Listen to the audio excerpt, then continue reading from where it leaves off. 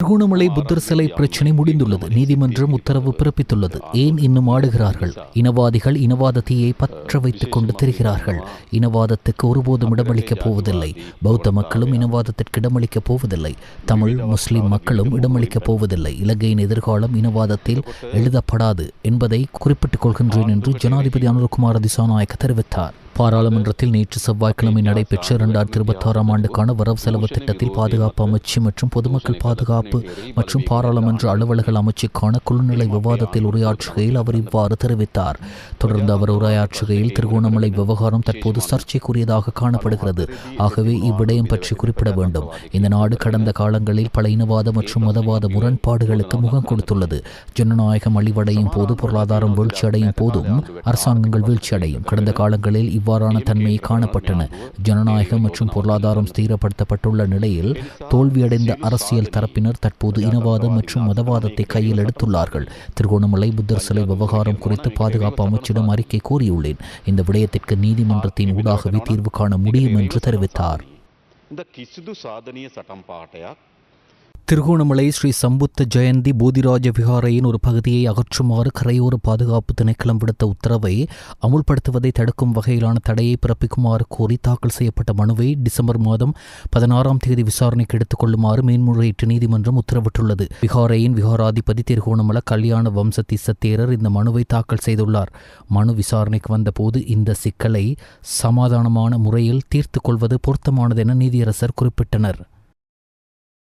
நாமல் ராஜபக்ச எம்பியின் சட்ட கல்லூரிக்கான அனுமதி தொடர்பில் சுகாதார மற்றும் வெகுஜன ஊடக அமைச்சர் மருத்துவர் நலிந்த ஜெயதிச இன்று பாராளுமன்றத்தில் சந்தேகம் வெளியிட்டுள்ளார்.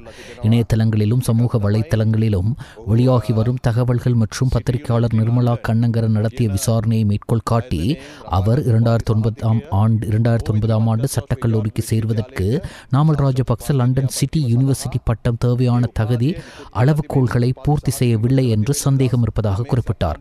விசாரணையின்படி நாமல் ராஜபக்ச 2009 செப்டம்பர் 25 அன்று தனது விண்ணப்பத்தை சமர்ப்பித்தும் அதே நாளில் சேர்க்கை பெற்றும் உள்ளார். வெளிநாட்டு கல்வி தகுதிகள் உண்மை தன்மையை சரிபார்க்க வேண்டியதால் இந்த செயல்முறைக்கு பொதுவாக அதிக நேரம் தேவைப்படும். கண்ணங்கரவின் விசாரணையின் பிரகாரம் நாமல் ராஜபக்ச தனது சட்ட பரீட்சைகளை தனிப்பட்ட வகுப்பறையில் எழுதியுள்ளார். மேலும் அவர் சமர்ப்பித்த சிட்டி யூனிவர்சிட்டி பட்டத்தில் பல முரண்பாடுகள் இருப்பதாகவும் கூறப்படுகிறது. வெளிநாட்டு சட்ட பட்டங்களை அடிப்படையாக கொண்டு நுழைவு தேர்விலிருந்து விலக்கு கோரும் மாணவர்கள் அடுத்த சேர்க்கை சுற்றில் பதிவு செய்யப்படுவதற்கு முன் கடுமையான சரிபார்ப்பு செயல்முறையை எதிர்கொள்வார்கள் என்று சட்டக்கல்லூரி ஆதாரங்கள் பத்திரிகையாளருக்கு தெரிவித்துள்ளனர். இந்த தகவல்கள் தற்போது இணையத்தில் பரவலாக பகிரப்பட்டு வருவதால் சேர்க்கை நடைமுறைகளின் வெளிப்படைத்தன்மையை குறித்து கேள்விகள் எழுப்பப்படுகின்றன என அமைச்சர் குறிப்பிட்டார். இவ்விவகாரம் குறித்து நாமல் ராஜபக்ச தெளிவான விளக்கம் வழங்குவார் என்று தாம் எதிர்பார்ப்பதாகவும் அமைச்சர் நலிந்த ஜெயதிச தெரிவித்தார். ශ්‍රී ලංකා නීති විද්‍යාලයට ඇතුළත් වීමට ඉල්ලා තින්නේ 2009 සැප්තැම්බර් 25. ඇප්ලිකේෂන් එක දාපු දවසේම නීති විද්‍යාලයක බාර අරගෙන තිබෙනවා.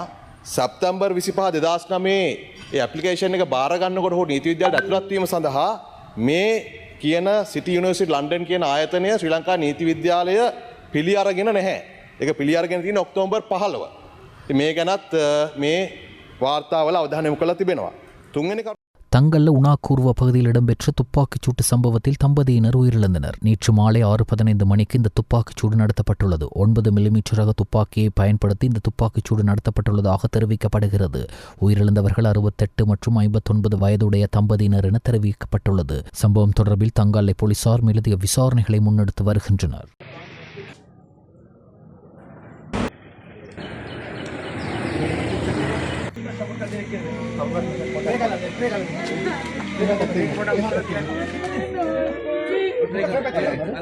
வெலிகம பகுதியில் அமைந்துள்ள சுற்றுலா விடுதியொன்றின் உரிமையாளரை கொலை செய்யும் நோக்குடன் பிரவேசித்த சந்தேக நபர் ஒருவரை போலீசார் கைது செய்துள்ளனர்.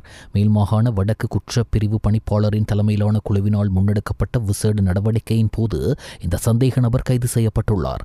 குறித்த சந்தேக நபரிடமிருந்து T56 ரக துப்பாக்கி ஒன்று கைப்பற்றப்பட்டுள்ளதுடன் அவர் பயன்படுத்திய மோட்டார் சைக்கிள் ஒன்றும் போலீசாரினால் பறிமுதல் செய்யப்பட்டுள்ளது. கைதான சந்தேக நபர் தொடர்பில் மேல்மாகாண வடக்கு குற்றப்பிரிவு மேலதிக விசாரணைகளை மேற்கொண்டு வருகிறது. போட்டி மனப்பான்மை மிக்க கல்விக்கு பதிலாக ஒத்துழைப்பு மற்றும் பொறுப்பு மனப்பான்மை கொண்ட குடிமகனை உருவாக்குவதே புதிய கல்வி சீர்திருத்தத்தின் நோக்கமாகும் என பிரதமர் கலாநிதி அருணி அமரசூரிய அவர்கள் தெரிவித்தார். கொழும்பு கோல்ஃபேஸ் ஹோட்டலில் நேற்று நடைபெற்ற பசுமை மாற்றத்தினுள் வகைப்பாகம் குறித்து ஆசிய, மத்திய கிழக்கு மற்றும் பசிபிக் வலய நாடுகளுக்கு இடையேயான ஒத்துழைப்பை ஏற்படுத்திக் கொள்வதற்கான மாநாட்டில் உரையாற்றும் போதே பிரதமர் கலாநிதி அருணி அமரசூரிய இவ்வாறு தெரிவித்தார்.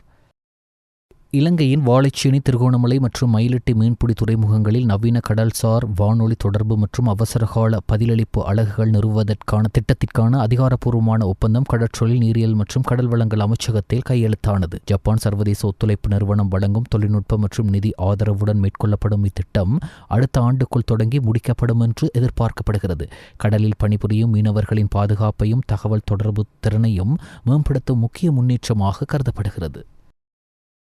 மலையக ரயில் மார்க்கத்தில் ரயில் தடம் புரண்ட இடம் அபாயகரமான இடமாக அடையாளம் காணப்பட்டிருந்ததாக அமைச்சர் பிமல் ரத்நாயக்க இன்று பாராளுமன்றத்தில் தெரிவித்தார். அவர் மேலும் தெரிவிக்கையில், மலையக ரயில் சேவைகளை நாளை இரவு முதல் முழுமையாக ஆரம்பிக்க முடியும் என எதிர்பார்ப்பதாகவும் தெரிவித்தார். நேற்று பதுளையிலிருந்து கொழும்பு நோக்கி பயணித்த இரவு அஞ்சல் ரயில் இதல்கஸ் இன்ன மற்றும் ஒய்ய ரயில் நிலையங்களுக்கு இடையில் மண்மேடு மற்றும் கற்கள் சரிந்து விழுந்ததால் தடம் புரண்டது. இதன் காரணமாக மலையக ரயில் சேவைகள் கொழும்பு கோட்டை முதல் நானோயா வரையிலும், பதுளை முதல் பண்டாரவளை வரையிலும் மட்டுமே ரயில் சேவைகள் இடம்பெறுவதாக ரயில்வே திணைக்களம் தெரிவித்துள்ளது. பதுளையில் இருந்து கொழும்பு கோட்டை நோக்கி புறப்பட்ட இந்த ரயிலின் இயந்திரம் மீது இதல்கஸ்தின்ன மற்றும் ஒய்ய நிலையங்களுக்கு இடையே உள்ள 33வது சுரங்கப்பாதை அருகே நேற்றிரவு சுமார் 8:30 மணியளவில் பாரிய கற்கள் மற்றும் மண்மேடு சரிந்து விழுந்ததாக கூறப்படுகிறது. மண்மேடு சரிந்ததில் இரட்டை இயந்திரங்கள் கொண்ட ரயிலின் முன்பக்க இயந்திரம் கடுமையாக சேதமடைந்துள்ளது. இருப்பினும் அதன் பின்புறம் இருந்த என்ஜின் மற்றும் பயணிகள் பெட்டிகளை அப்புத்தள வரை எடுத்துச் செல்ல ரயில்வே அதிகாரிகள் நடவடிக்கை எடுத்தனர். தடம் புரண்ட ரயில் இயந்திரத்தை மீண்டும் தண்டவாளத்தில் ஏற்றுவதற்காக நானோயா ரயில் நிலையத்தின் அனர்த்த பிரிவின் அதிகாரிகளும் ஊழியர்களும் அனுப்பப்பட்டுள்ளதாக நானோயா ரயில் நிலைய அதிகாரி ஒருவர் தெரிவித்தார். பாராளுமன்ற உறுப்பினர் தயாசிறி ஜெயசேகரவின் நடவடிக்கை குறித்து பாராளுமன்ற உறுப்பினர் சட்டத்தரணி சுனில் வட்டகல சமர்ப்பித்த முறைப்பாடு தொடர்பான விசாரணை செய்ய மூவரடங்கிய குழு ஒன்று நியமிக்கப்பட்டுள்ளது. 2025 ஆண்டு செப்டம்பர் மாதம் 24ஆம் தேதி சபா மண்டபத்தினுள் இடம்பெற்ற சம்பவம் தொடர்பில் ஆராய்வதற்காக இந்த குழு நியமிக்கப்பட்டுள்ளதாக சபாநாயகர் இன்று பாராளுமன்றத்தில் தெரிவித்தார். பிரதி சபாநாயகர் ரிஸ்வி சாலி இந்த குழுவின் தலைவராக பெயரிடப்பட்டுள்ளார். பாராளுமன்ற உறுப்பினர்களான உபாலி பன்னிலகே மற்றும் ரஞ்சித் மத்துவ பண்டார ஆகியோர் அதன் உறுப்பினர்களாக பெயரிடப்பட்டுள்ளனர். சபாநாயகர் விடுத்த அறிவிப்பில் மேலும் தெரிவிக்கப்பட்டுள்ளதாவது: 2025 செப்டம்பர் 24ஆம் தேதி சபா மண்டபத்தினுள் பாராளுமன்ற உறுப்பினர் சட்டத்தரணி தயாசிறி ஜெயசேகரவின் செயல் குறித்து பாராளுமன்ற உறுப்பினர் சட்டத்தரணி சுனில் வட்டகல செப்டம்பர் 25ஆம் தேதி நடைபெற்ற பாராளுமன்ற அலுவல்கள் பற்றிய குழு கூட்டத்தில் சமர்ப்பித்த முறைப்பாட்டை கவனத்தில் கொண்டு அது தொடர்பாக விசாரித்து அறிக்கை சமர்ப்பிப்பதற்காக பிரதி சபாநாயகர் ரிஸ்வி சாலி தலைமையில் பாராளுமன்ற உறுப்பினர்கள் உப்பாலி பன்னிலகே மற்றும் ரஞ்சித் மத்தும பண்டார் ஆகியோரை உறுப்பினர்களாக கொண்ட மூவர் அடங்கிய குழு ஒன்றை நான் நியமித்துள்ளேன் என்பதை தெரிவித்துக் கொள்கின்றேன் என சபாநாயகர் தெரிவித்தார். திருகோணமலை புத்தர் சிலை விவகாரம் தொடர்பான பிரச்சினையில் பாதுகாப்பு பிரிவினர் தலையிடுவதற்கு முன்னர் நாட்டின் ஜனாதிபதி இந்த பிரச்சினையிலிருந்து தப்பிச் செல்லாது பிரச்சினைக்கு தீர்வு காண்பதற்கு நடவடிக்கை எடுக்க வேண்டும். அத்துடன் இந்த பிரச்சினைக்கு தீர்வு காண்பதற்காக உடனடியாக நடைமுறைக்கு வரும் வகையில் தேசிய ஒருமைப்பாட்டு குழு ஒன்றை அமைப்பதற்கு ஜனாதிபதி நடவடிக்கை எடுக்க வேண்டும் என்று எதிர்க்கட்சித் தலைவர் சஜித் பிரேமதாச தெரிவித்தார். பாராளுமன்றத்தில் நேற்று செவ்வாய்க்கிழமை இடம்பெற்ற 2026ஆம் ஆண்டுக்கான வரவு செலவு திட்டத்தில் பாதுகாப்பு, பொதுமக்கள் மற்றும் பாராளுமன்ற அலுவல்கள் அமைச்சுக்கான நிதி ஒதுக்கீடுகள் மீதான குழுநிலை விவாதத்தில் கலந்து கொண்டு உரையாற்றும் போதே அவர் இதனை தெரிவித்தார். விடுதலை புலிகளின் இயக்கத்தை சேர்ந்த தலைவர்கள் சிலர் போதைப்பொருள் வியாபாரத்தில் ஈடுபட்டிருந்தனர். வடக்கு மாகாணத்திலும் கசிப்பு உற்பத்தி தீவிரமடைந்துள்ளது. வடக்கு மற்றும் கிழக்கு போதைப்பொருள் பாவனையை இல்லாதொழிக்க உரிய நடவடிக்கை எடுக்கப்படும் என்று சபை முதல்வரும் அமைச்சருமான பிமல் ரத்நாயக்க தெரிவித்தார். பாராளுமன்றத்தில் நேற்று செவ்வாய்க்கிழமை நடைபெற்ற 2026ஆம் ஆண்டுக்கான வரவு செலவு திட்டத்தில் பாதுகாப்பு அமைச்சு மற்றும் பொதுமக்கள் பாதுகாப்பு மற்றும் பாராளுமன்ற அலுவல்கள் அமைச்சுக்கான குழுநிலை விவாதத்தில் உரையாற்றுகையில் அவர் இவ்வாறு தெரிவித்தார். அவர் அங்கு தொடர்ந்து உரையாற்றுகையில் வடக்கு மற்றும் கிழக்கில் போதைப் பொருட்கள் விநியோகத்தில் போலீசாரும் இராணுவத்தினருமே ஈடுபடுவதாக கஜேந்திரகுமார் கூறினார். ஆனால் வடக்கிலேயே அதிக அளவானோர் கசிப்பு மற்றும் போதைப் பொருட்களால் பாதிக்கப்படுகின்றனர். அங்குள்ள தாய்மார்கள் கண்ணீர் விட்டு இது பற்றி கூறுகின்றனர். போதைப் பொருளை ஒழிக்க இராணுவத்தினரும் போலீசாரும் சோதனை நடவடிக்கையில் ஈடுபடுகின்றனர் என்று தெரிவித்தார். நாட்டில் தேசிய பாதுகாப்பு மிகவும் பலவீனமடைந்துள்ளது. இராணுவத்தினர் உளவியல் ரீதியில் பலவீனப்படுத்தப்பட்டுள்ளனர். குற்றப்புலனாய்வு துறையில் ஆட்குறைப்பு செய்யப்படுகிறது. முடிந்தால் இராணுவ ஆட்சேர்ப்புக்கு விண்ணப்பம் கோருங்கள். எவராவது புதிதாக இராணுவத்தில் இணைய வருகின்றார்களா என்று பார்ப்போம் என சர்வஜன சக்தியின் பாராளுமன்ற உறுப்பினர் திலீப் ஜெயவீர அரசாங்கத்திற்கு சவால் விடுத்தார். பாராளுமன்றத்தில் நேற்று செவ்வாய்க்கிழமை நடைபெற்ற 2026 ஆண்டுக்கான வரவு செலவு திட்டத்தில் பாதுகாப்பு அமைச்சு மற்றும் பொதுமக்கள் பாதுகாப்பு மற்றும் பாராளுமன்ற அலுவல்கள் அமைச்சுக்கான குழுநிலை விவாதத்தில் உரையாற்றுகையில் அவர் இவ்வாறு தெரிவித்தார். வடக்கு மாகாணத்தில் தேசிய பாதுகாப்புடன் தொடர்புடைய காணிகளை ஒருபோதும் விடுவிக்க கூடாது. நாட்டில் மீண்டும் யுத்தம் ஒன்று தோற்றம் பெறாத வகையில் தேசிய பாதுகாப்புடன் தொடர்புடைய காணிகள் முறையாக அடையாளப்படுத்தப்பட வேண்டும். தனிப்பட்ட பாதுகாப்பினை காட்டிலும் தேசிய பாதுகாப்பினை கருத்தில் கொண்டு காணி விடுவிப்பு குறித்து தீர்மானம் எடுக்க வேண்டும் என ஐக்கிய மக்கள் சக்தியின் குருநாகல் மாவட்ட பாராளுமன்ற உறுப்பினர் நளின் பண்டார வலியுறுத்தினார். பாராளுமன்றத்தில் நேற்று செவ்வாய்க்கிழமை நடைபெற்ற 2026 ஆண்டுக்கான வரவு செலவு திட்டத்தில் பாதுகாப்பு அமைச்சு மற்றும் பொதுமக்கள் பாதுகாப்பு மற்றும் பாராளுமன்ற அலுவல்கள் அமைச்சுக்கான குழுநிலை விவாதத்தில் உரையாற்றுகையில் அவர் இவ்வாறு தெரிவித்தார். பாராளுமன்றத்தில் இன்று இடம்பெற்ற விவாதத்தின் போது பாராளுமன்ற உறுப்பினர் ராதாகிருஷ்ணன் உரையாற்றினார். நல்லாட்சி காலத்திலே 4 பிரதேச சபைகளும் 5 பிரதேச சபை செயலகங்கள் 5ம் பிரதேச செயலகங்கள் 4ம் புதிதாக ஆரம்பிக்கப்பட்டது. அந்த வகையிலே ஆரம்பிக்கப்பட்ட பிரதேச செயலகங்களிலே 2 இப்பொழுது நடைமுறையிலே செயல்பட்டு வருகின்றது. அதிலே ஒன்றுதான் நோர்வுட் பிரதேச சபை. அம்பகமுவ பிரதேச சபை 2ஆக பிரிக்கப்பட்டு நோர்வுட் பிரதேச சபை உருவாக்கப்பட்டது. இந்த நோர்வுட் பிரதேச சபையிலே விசேஷமாக அதை நான் உங்களுக்கு சொல்ல விரும்புகின்றேன். நூரெலிய மாவட்டத்தினுடைய சனத்தொகை கிட்டத்தட்ட 7,81,000. அதிலே நோர்வுட் பிரதேச செயலகத்தில் மட்டும் வாழும் மக்கள் தொகை கிட்டத்தட்ட 2,25,000. நோர்வுட் பிரதேச செயலகத்தின் மக்கள் செறிவு சதுர கிலோமீட்டர் 510. கிராம சேவகர் பிரிவு 35. வாக்காளர்கள் 1,04,656. இங்கு வாழ்கின்ற பெரும்பாலும் தோட்ட மக்கள் 89% வாழ்கின்றார்கள். இங்கு இந்த பிரதேச செயலகம் அமைக்கப்பட்டாலும் இங்கே இன்னும் கட்டிட வசதிகள் முறையாக செய்யப்படவில்லை. உத்தியோகத்தர்கள் அங்கு கொடுக்கப்படவில்லை. தேவைப்படுகின்ற உத்தியோகத்தர் கிட்டத்தட்ட 80. ஆனால் இருக்கின்ற உத்தியோகத்தர்கள் 35. அப்ப எப்படி அந்த காரியாலயம் நடைபெறும்? பாராளுமன்றத்தில் இன்று இடம்பெற்ற வரவு செலவு திட்டம் மீதான விவாதத்தின் போது பாராளுமன்ற உறுப்பினர் சத்தியலிங்கம் உரையாற்றினார்.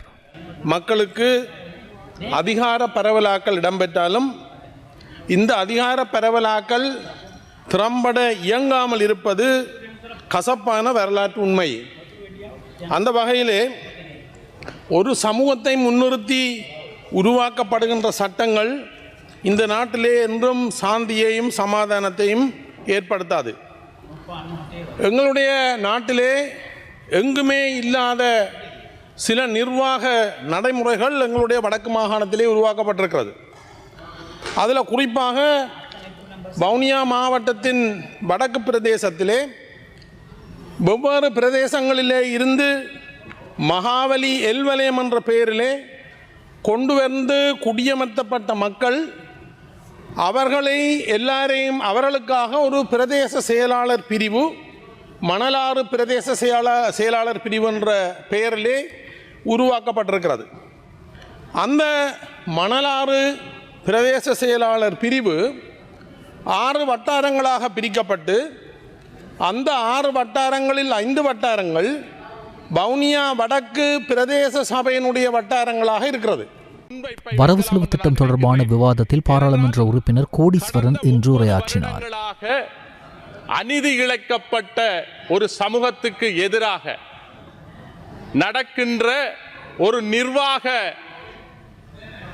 அத்துமீறல், நிர்வாக குறைப்பு போன்ற விடயங்களை கருத்தில் கொண்டு நான் இந்த சபையினூடாக நான் ஒரு நீதியை வேண்டி நான் இந்த சபையிலே சில விடயங்களை முன்வைக்கலாம் என்று நான் நினைக்கின்றேன். வடக்கு பிரதேச செயலகம், கல்முனை வடக்கு பிரதேச செயலகம், இது 30 வருட காலமாக அந்த பிரதேச செயலகத்துக்குரிய அந்த மக்களுக்குரிய அதிகாரம் கொடுக்கப்படாமல் விடப்பட்டிருக்கின்றது. அவர்களுக்குரிய அந்த அதிகாரம் என்பது, நிர்வாக அதிகாரம் என்பது புறக்கணிக்கப்பட்டிருக்கின்றது. அதற்கு நீங்கள் என்ன பதிலை சொல்லப் போகின்றீர்கள் என்பதனை அடிப்படையாக கொண்டுதான் இந்த உயரிய சபையினூடாக இந்த நீதியை வேண்டி நிற்கின்றேன். கைபேசி பயனாளர்கள் இணைய சேவைகளுக்காக 20.3 வீத வரியையும் வழக்கமான குரல் அழைப்புக்கு 38% வரியையும் செலுத்த வேண்டும் என்று தொலைத்தொடர்பு ஒழுங்குபடுத்தல் ஆணைக்குழு தெரிவித்துள்ளது. அரசாங்க நிதி பற்றிய குழு கூட்டத்தின் போது இந்த விளக்கம் வழங்கப்பட்டது. குழுவின் தலைவர் கலாநிதி அர்ஷடி சில்வா முட்கொடுப்பனவு மொபைல் சேவைகளை பயன்படுத்தும் நுகர்வோர் மீது விதிக்கப்படும் உண்மையான வரி குறித்து கேள்விகளை எழுப்பினார். இந்த கேள்விகளுக்கு பதிலளித்த தொலைத்தொடர்பு ஒழுங்குபடுத்தல் ஆணைக்குழுவின் பணிப்பாளர் இந்திரஜித் அந்தபாங்கொட தொலைத்தொடர்பு வரிகளின் கட்டமைப்பு தொடர்பில் விளக்கமளித்தார். அந்த பாங்கொடவின் கூற்றுப்படி இணைய பயன்பாட்டிற்கு தொலைத்தொடர்பு வரி விதிக்கப்படுவதில்லை. ஆனால் நுகர்வோர் இணைய சேவைகளுக்காக சுமார் 20.3 பயன்பாடு வரியை செலுத்துகின்றனர் என தெரிவித்துள்ளார். இதேவேளை புரோட்பேண்ட் தொடர்பான குரல் வசதிகள் உட்பட குரல் சேவைகளுக்காக 38.4 பயன்பாடு வரி விதிக்கப்படுகிறது. கலாநிதி அர்ஷடி சில்வா ஒரு பயனர் டேட்டா மற்றும் குரல் தொடர்பு இரண்டிலும் ஈடுபடும் போது 100 ரூபாவை முட்கொடுப்பனவாக செலுத்தினால் எவ்வளவு தொகையை உண்மையில் பயன்படுத்த முடியும் என்ற கேள்வியை எழுப்பினார். 100 ரூபாய் டேட்டா பயன்பாட்டிற்காக சுமார் 20.4 குறைக்கப்படுகிறது என்றும் குறிப்பாக 80 ரூபாவை பயன்படுத்த முடியும் எனவும் அவர் கூறினார். நாட்டில் 30 ஆண்டு காலமாக இடம்பெற்ற சிவில் யுத்தத்தில் உயிரிழந்த தமது உறவுகளை நினைவு கூறுவதற்கு எவ்வித தடையும் இல்லை. அதற்கான உரிமை ஒவ்வொரு பிரஜைக்கும் உண்டு. ஆனால் அந்த போர்வையில் பயங்கரவாதிகள் நினைவு கூறப்பட்டால் அவற்றுடன் தொடர்புடையோருக்கு எதிராக சட்ட நடவடிக்கை எடுக்கப்படும் என அமைச்சரவை பேச்சாளர் அமைச்சர் நலிந்த ஜெயதிச தெரிவித்தார். அமைச்சரவை தீர்மானங்களை அறிவிக்கும் வாராந்த ஊடகவியலாளர் மாநாடு நேற்று செவ்வாய்க்கிழமை கொழும்பில் உள்ள அரசாங்க தகவல் திணைக்களத்தில் இடம்பெற்ற போதே அமைச்சர் இதனை தெரிவித்தார். பாராளுமன்ற உறுப்பினர்களின் ஓய்வூதியத்தை நீக்குவதற்கான சட்டமூலத்தை பாராளுமன்ற அங்கீகாரத்திற்கு சமர்ப்பிப்பதற்கு அமைச்சரவை அங்கீகாரம் வழங்கியுள்ளது. நேற்று முன்தினம் ஜனாதிபதி அனுரகுமார திசாநாயக்க தலைமையில் கூடிய அமைச்சரவை கூட்டத்தில் இதற்கான அங்கீகாரம் வழங்கப்பட்டுள்ளது. தேசிய அரச பேரவையின் 1971 ஆண்டின் 1ஆம் இலக்க பாராளுமன்ற ஓய்வூதிய சட்டத்தை நீக்குவதற்காக கடந்த ஜூன் மாதம் 16ஆம் தேதி இடம்பெற்ற அமைச்சரவை கூட்டத்தில் கொள்கை ரீதியான அங்கீகாரம் வழங்கப்பட்டுள்ளது. அரச கொள்கை பிரகடனத்தில் குறிப்பிடப்பட்டுள்ள வளமான நாடு அழகான வாழ்க்கை எனும் தொலைநோக்கு ஒத்துழைப்பு வழங்கிய அனைத்து இலங்கையர்களுக்கும் அரசு வழங்கிய வாக்குறுதிகளுக்கு அமைய பாராளுமன்றத்திற்கு தேர்ந்தெடுக்கப்படும் மக்கள் பிரதிநிதிகளுக்கும் அவர்களுடைய துணைகளுக்கும் வழங்கப்பட்டுள்ள ஓய்வூதிய உரித்தை ரத்து செய்யும் நோக்கில் பாராளுமன்ற ஓய்வூதிய சட்டத்தை நீக்குவதற்காக சட்ட வரைஞரால் சட்டமூலம் ஒன்று தயாரிக்கப்பட்டுள்ளது. சமூக சக்தி வறுமை ஒழிப்பு தேசிய திட்டத்தை செயற்படுத்தும் அதேவேளை அதனுடன் இணைந்ததாக மாவட்ட மற்றும் பிரதேச செயலகங்களில் உள்ள அரசு அதிகாரிகளை விழிப்புணர்வூட்டுவதற்கான பயிற்சி திட்டத் தொடரின் மற்றொரு திட்டம் நேற்று மற்றும் இன்று கிளிநொச்சியில் நடைபெற்று வருகிறது. வடமாகாணத்தில் பணியாற்றும் வடமாகாண சபை அதிகாரிகள் யாழ்ப்பாண, கிளிநொச்சி, வவுனியா, முல்லைத்தீவு, மன்னார் மாவட்டங்களைச் சேர்ந்த அரசு அதிகாரிகள் மற்றும் அந்த மாவட்டங்களின் பிரதேச செயலகங்களைச் சேர்ந்த சுமார் 45 அதிகாரிகள் இதில் பங்கேற்றனர். ஒவ்வொரு கிராமத்திலும் சமூக அபிவிருத்தி மாற்றங்களை நிறுவுவதன் மூலம் இந்த திட்டம் அடிமட்டத்திலிருந்து செயற்படுத்தப்படுகிறது. இந்த நடவடிக்கைகளை செயற்படுத்துவதில் பிரதேச செயலகங்கள் மற்றும் மாவட்ட செயலகங்களின் அதிகாரிகளுக்கு முக்கிய பங்கு வழங்கப்பட்டுள்ளது. கொழும்பில் பல பகுதிகளில் இன்று காலை பனிமூட்டமான நிலை காணப்பட்டது. இந்த பனிமூட்டமான நிலை தொடரும் என அறிவிக்கப்பட்டுள்ளது.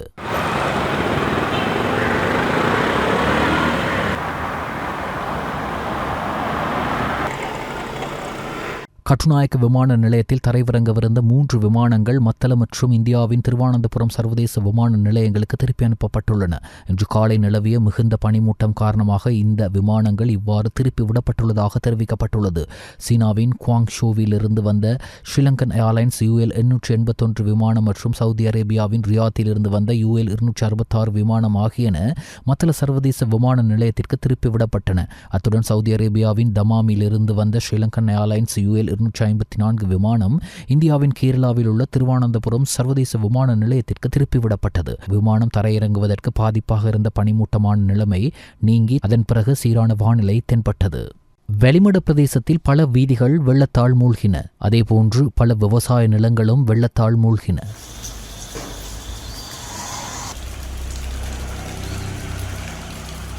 அட்டனில் கார் ஒன்றுடன் முச்சக்கர வண்டி மோதி விபத்தொன்று ஏற்பட்டது. இந்த விபத்தில் முச்சக்கர வண்டி சேதமடைந்தது. அதேபோன்று ஒருவருக்கு காயம் ஏற்பட்டது. கொத்மல பிரதேச சபைக்குட்பட்ட பூண்டுலோயா டன்சினன் மத்திய பிரிவில் பொதுமக்கள் பயன்படுத்தும் பாதை தாளிறங்கி மண் சரிவு ஏற்பட்டுள்ளது. இன்றைய தினம் ஏற்பட்ட கடும் மழையினாலேயே இப்பாதை தாளிறங்கியுள்ளதாக பொதுமக்கள் தெரிவித்துள்ளனர். 100 வருடங்களுக்கும் பழமையான குறித்த பாதை ஆரம்பத்தில் சிறு சிறு வெடிப்புகள் இருந்ததாகவும் இன்று பெய்த அடைமழையால் முற்றாக தாளிறங்கி மண் சரிவு ஏற்பட்டுள்ளதாகவும் தெரிவித்தனர். குறித்த பாதை தொடர்ச்சியாக தாளிறங்கும் அபாயம் ஏற்பட்டுள்ளதாகவும் அவ்வாறு தாளிறங்கினால் 30 வீடுகள் பாதிக்கப்படும் நிலைமை ஏற்படும் எனவும் பொதுமக்கள் தெரிவித்தனர்.